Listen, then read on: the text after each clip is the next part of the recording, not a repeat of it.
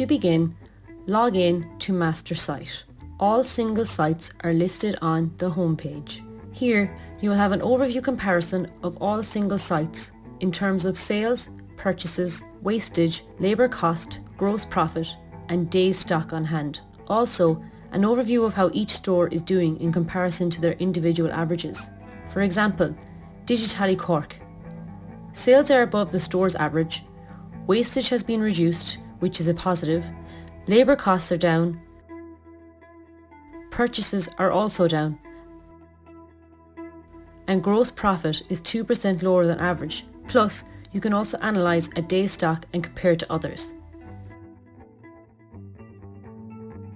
You can view stores in accordance with their various departments. Click on relevant department's name. While all single sites share the same master product file, stores still vary in terms of the products they stock. Therefore, not every department, as listed on the master product file, is found within each single site. For example, DigiTally Cork may have a pecking department but not a food department, whilst DigiTally Glasgow has a food department and not a pecking department. If you would like to compare a specific food department across sites which have this department, you can select from the department listing above. You can drill down into specific sites by clicking on the site name, which will take you to single site web pages.